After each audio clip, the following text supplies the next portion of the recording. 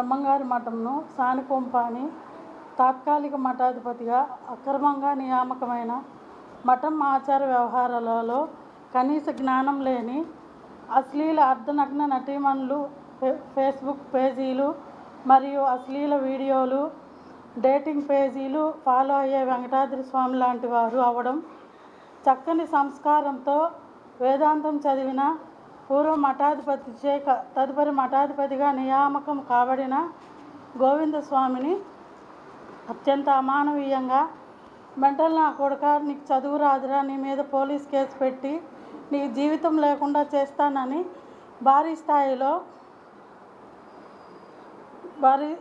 స్థాయిలో యుక్తాయుక్త విచక్షణ మరచి బెదిరింపులు గురి చేయడంతో స్థానిక పోలీస్ స్టేషన్లో చట్ట ప్రకారం తగు చర్యలు తీసుకోమని వెంకటాద్రి స్వామి మీద కేసు పెట్టడం జరిగింది. ఈ అమానవీయ సంఘటన మీద కేసు పెట్టగా ఇప్పటికీ ఎఫ్ఐఆర్ రాయలేదు. ఇలాంటి నీచపు వ్యవహారాలన్నీ మేనేజర్గా డిస్మిస్ అయిన పిపిఎన్ ప్రసాద్ ప్రోద్బలంతో వెంకటాద్రి స్వామి వారు చేస్తున్నారు. ఈ తాత్కాలిక మఠాధిపతిగా వెంకటాద్రి స్వామి నియామకమైన తర్వాత మఠంలో బ్రహ్మంగారి వారసుల మీద, ముఖ్యంగా స్త్రీల మీద మరియు పిల్లల మీద తీవ్రమైన అరాచకాలు జరుగుతున్నాయి. వీటన్నిటికీ సూత్రధారుడు మేనేజర్గా డిస్మిస్ అయిన పిపిఎన్ ప్రసాద్. మఠంకు ఏ సంబంధం లేని పిపిఎన్ ప్రసాద్ మఠం ఖాళీ చేసి నేను మా పుట్టింటికి వెళ్ళిపోవాలని సోషల్ మీడియా వేదికగా చేసుకొని వీడియోలతో తీవ్రమైన బెదిరింపులు చేశాడు. గతంలో కూడా నీకు పిల్లలున్నారు జాగ్రత్త అత్త అని, యాక్సిడెంట్లు అవుతాయి, చచ్చిపోతారని బెదిరింపులు చాలా చేసున్నారు. ఆడియోల్లో భక్తులు శిష్యులు కూడా విన్నారు.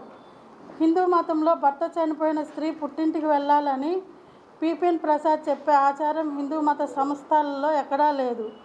అలానే సతీ సహగమనం చేయాలనే ఆచారం కూడా మతంలోనూ లేదు.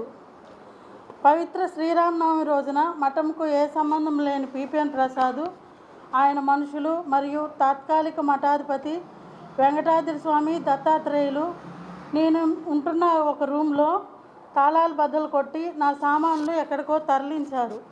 నేను పడుకునే రూమ్లో పాములు కూడా చనిపోయేంత అత్యంత విషపూరితమైన మందులు కొట్టి నన్ను ఇబ్బంది పెట్టాలనే భావంతో నేను నా పిల్లలతో ఆ రోజు నుంచి పంచలో పడుకుంటున్నాను. దీని మీద స్థానిక పోలీస్ స్టేషన్లో కూడా కేసు పెట్టాను. వెంకటాద్రి స్వామి వారు పేరు తప్పించి మిగతా వారి మీద కేసు పెట్టారు. అతని పేరు ఎందుకు తప్పించారో కూడా కారణం తెలియదు. ఏప్రిల్ మొదటి వారంలో నేను పడుకునే రూమ్ ఫ్లోరింగ్ కూడా బలవంతంగా తవ్వివేయడంతో అప్పటి నుంచి ఇప్పటి వరకు నేను వరండాలో పడుకుంటున్నాను. మఠం హిందూ మతంలో సంస్కార కేంద్రంగా ఉండాలి కానీ ఇలా అమానవీయ అరాచక రాక్షస పనులకు వేదిక కారాదు. ఇలాంటి నీచ ప్రవర్తన వెంకటాద్రి స్వామిలో చిన్నప్పుడే గమనించిన వారి సొంత తల్లిదండ్రులు వారికి వివాహం కూడా చేయలేదు. పూర్వ మఠాధిపతి గారు వీరికి హిందూ మతంలోనూ వేదాంత శాస్త్రంలోనూ కనీసం ప్రాథమిక జ్ఞానం లేక మఠం ఆచార వ్యవహారాల్లో లేరని, మఠాధిపతిగా అతనికి ఏమాత్రం అర్హత లేదని, మంచి సంస్కారంతో పెరుగుతూ నా వద్ద శిక్షణ పొందుతున్న గోవిందస్వామి మఠాధిపతిగా నియామకం చేశానని మఠం లాయర్ ద్వారా వీలునామా రాశారు.